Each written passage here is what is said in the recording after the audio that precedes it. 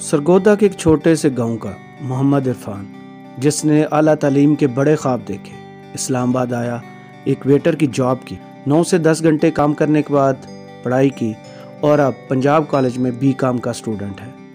आइए उसी की कहानी उसी की ज़ुबानी सुनते हैं।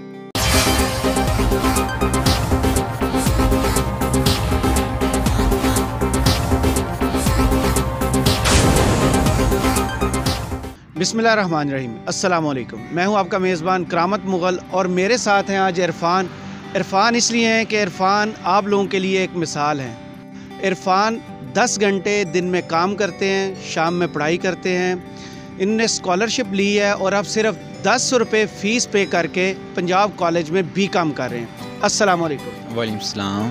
इरफ़ान, अब कब से काम कर रहे हैं और आपने ये पढ़ाई करने का जो अज़्म किया था ये कब से था?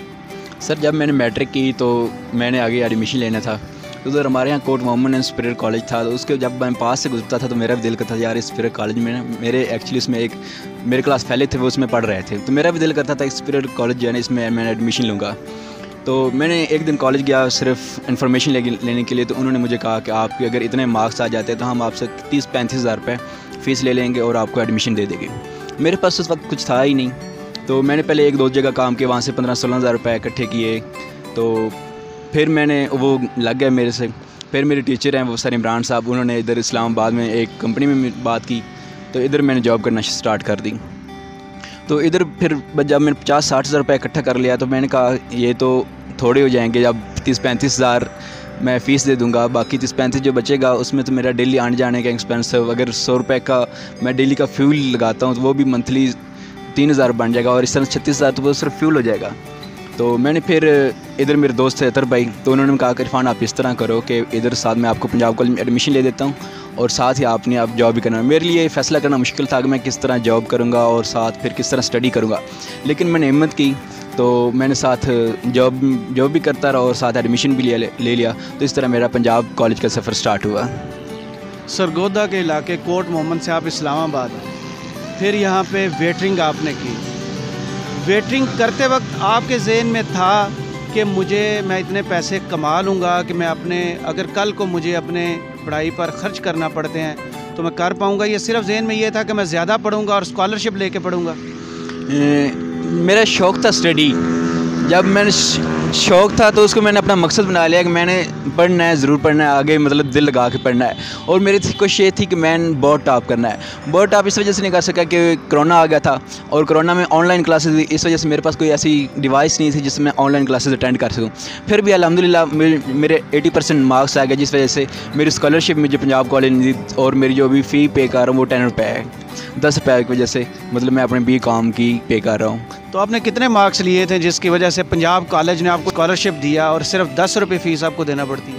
मैंने तकरीबन 1100 में से मैंने तकरीबन 70 मार्क्स लिए थे, तो तकरीबन बन जाते हैं 79%। तो इस वजह से प्रिंसिपल साहब ने डायरेक्टर वगैरह से बात की और इस वजह से उन्होंने मुझे स्कॉलरशिप दे दी।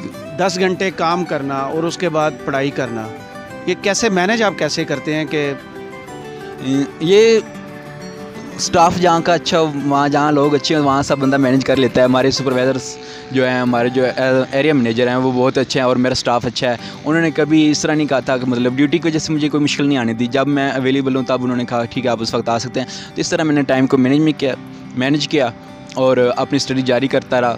9 घंटे स्टडी करने के बाद फिर सोना भी होता था, फिर कॉलेज भी जाना होता था और फिर इसमें बाकी के यूनिफॉर्म वगैरह वॉश करना होता था, प्रेस करना होता था और फिर इधर आके फिर 3 घंटे स्टडी करना था। तो काफ़ी मुश्किल था, लेकिन दिल में ये था कुछ करना है, कुछ घर वालों के लिए करना है, अपने माँ बाप के लिए करना है। तो अल्हम्दुलिल्लाह करता रहा और एक दिन आ गया कि मैंने स्कॉलरशिप ले ली। तो BCom आपकी अपनी चॉइस थी या आपको किसी ने मशवरा दिया था कि BCom करो तो बिज़नेस में अच्छे आगे चल पाओगे? सर, BCom मेरी चॉइस तो नहीं है एक्चुअली। उसमें पंजाब कॉलेज में ऑप्शन ये था कि आप सिर्फ ADC में एडमिशन ले सकते हैं। मेरा तो जो अपना है वो मैं एक अच्छा टीचर बनूं, अपने गांव में जाऊं और वहाँ पे एक ऐसा स्कूल बनाऊं जो बच्चों के लिए फ्यूचर में संवार सकूं, वहाँ के बच्चों को फ्यूचर ब्राइट कर सकूं, उनको पढ़ा सकूं। तो आपके फ्यूचर प्लान टीचर बनने के हैं और अपने गांव में जाके बच्चों को पढ़ाना है, ये आपके ज़हन में कैसे आया कि मुझे पढ़ के वापस अपने गांव में? लोग इस्लामाबाद में आते हैं, पढ़ते हैं, कोई अच्छी जॉब करते हैं और ज़िंदगी संवार रहे हैं, आप वापस गांव क्यों जाना चाहते हैं? मेरा मकसद ये है कि मैं अपने वहाँ के लोगों के लिए कुछ कर सकूँ, वहाँ के बच्चों के लिए कुछ कर सकूँ। मतलब वहाँ देखता हूँ कि इतना एजुकेशन सिस्टम नहीं है, वीक है, तो मैं कहता हूँ कोई ऐसा इंस्टीट्यूट बना सकूँ जो बच्चों के लिए बहुत ही अच्छा हो और उनके मतलब तालीमी लिहाज से उनके लिए अच्छा हो। इस वजह से मेरा जब देखता हूँ कि बच्चे मतलब सही तरह स्टडी नहीं कर रहे होते तो मतलब एक अफसोस सा लगता है, दुख सा लगता है और दिल करता है कि एक ऐसा अदारा बनाऊँ जिसमें बच्चे अच्छी तालीम हासिल कर सकें और उनको मतलब अच्छा फ्यूचर बन सके। तो आपको ये किन मुश्किलात का अभी तक सामना करना पड़ता है स्टडीज़ में और जॉब में जो है? लोगों का कोई एटीट्यूड आपको मुतासर करता है कि लोग वेटर के साथ लोग बिहेव कैसे करते हैं? नहीं अल्हम्दुलिल्लाह बहुत अच्छा लोग हैं इस दुनिया में, अच्छा ताउन करते हैं मेरे साथ, अच्छा कोऑपरेट करते हैं। और मुश्किल यही है कि टाइम मैनेजमेंट मेरे लिए काफ़ी मुश्किल हो जाती थी, क्योंकि 9 घंटे जॉब करने के बाद फिर कॉलेज के लिए 3-4 घंटे जाना, फिर आके उधर से 3-4 घंटे पढ़ना, तो टाइम मैनेजमेंट मेरे लिए बहुत काफ़ी मुश्किल रही है इसमें। और बाकी संडे होता था तो संडे को होता था यार जी भर के सो सकें, क्योंकि मुझे सोने का टाइम नहीं मिलता था। तो फिर ये होता था कॉलेज वगैरह की तरफ से टेस्ट वगैरह होते थे तो वो टेस्ट याद करने होते थे, तो इस वजह से संडे भी मतलब स्टडी में गुजर जाता था। सरगोदा से इस्लामाबाद आना और घर वालों के बगैर रहना, फिर 9-10 घंटे काम करना, पढ़ाई करना, यूट्यूबर बनना, तो आप किस चीज़ को सबसे ज़्यादा इधर मिस करते थे क्योंकि आप अकेले रहते थे? सर ये सब तो एक अपनी जगह, सबसे ज़्यादा वो चीज़ मिस करता था जब वो कभी माँ बाप का जो प्यार था और खुसूसी माँ के हाथों का बना नाश्ता। और वो मतलब मैं ऐसी बात नहीं कि कंपनी नाश्ता नहीं थी, कंपनी नाश्ता देती थी, लेकिन मेरे पास इतना टाइम नहीं होता तो मैं सुबह का ब्रेकफास्ट कर पाता। और मैं जो 2 साल स्टडी किया समझो विदाउट ब्रेकफास्ट की है, तो वो चीज़ मैंने बहुत मिस की। आपको पता है जब बंदा बचपन में अगर खाना नहीं खा के जाता था तो माँ पीछे से खाना भिजवा देती थी, तो मेरे लिए ऐसा कोई नहीं था कि मतलब पीछे से खाना आएगा या कोई ये कहेगा कि आप खाना खाए बगैर चले गए हैं। तो इस चीज़ को मैंने बहुत ज़्यादा मिस किया है। बाप पूछता होता था कि आपको पास कोई जेब खर्च वगैरह है या नहीं है, तो फिर ये काफ़ी मुझे चीज़ फील हुई और काफ़ी इसकी मुझे ख्वाहिश भी थी, तो ये चीज़ मुझे ज़्यादा मिस की मैंने सर।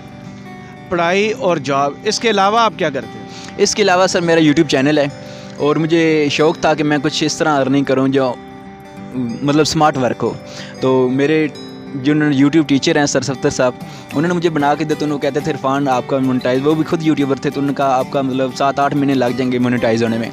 मैं अल्हम्दुलिल्लाह हार्ड वर्किंग करता रहा, मेहनत करता रहा, तो मैंने 4 महीने में अल्हम्दुलिल्लाह अपना चैनल यूट्यूब मोनेटाइज करवा लिया है। चले माशाल्लाह। तो मुझे इंटरव्यू के एंड में बताइएगा, आपने अपने ख्वाब बता दिए, इरादे बता दिए, कर क्या रहे हैं वो बता दिए।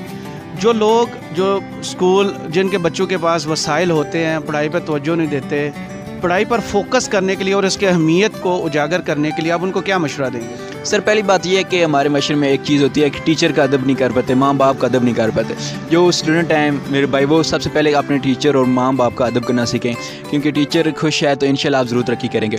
और दूसरी बात यह कि आपने जो हिम्मत नहीं हारनी, कुछ ना कुछ करते रहना है, मतलब आपने पीछे हिम्मत नहीं हार के पीछे नहीं बैठ जाना। एक दिन अल्लाह ताला इंशाल्लाह आपको मंजिल मकसूद तक पहुँचा देगा। और जो स्टूडेंट मतलब फोकस नहीं कर पाते स्टडी पे, उनको यही कहूँगा कि अपनी स्टडी पे तवज्जो दें, और बेशक आप अच्छी परफॉर्मेंस नहीं दिखा रहे तो लगे रहें, मुसलसल लगे रहें, इंशाल्लाह एक दिन आपकी वो मुसलसल कामयाबी आपको ज़रूर बड़ी कामयाबी दे देगी। बहुत शुक्रिया हमसे बात करने के लिए। तो नाजरीन, आपने देखा कि इरफान के इरादे क्या हैं, अज़्म क्या रखते हैं और उन्होंने कितना हार्ड वर्क किया है एक स्कॉलरशिप पाने के लिए, और अल्लाह ने फ़िलहाल उन्हें कामयाबी दी है। हमारी भी दुआएं इरफान के साथ हैं कि अल्लाह उन्हें एक मिसाल हमारी सोसाइटी के लिए बनाए। अपने मेज़बान करामत मुग़ल को इजाज़त दीजिए। अल्लाह हाफ़िज़।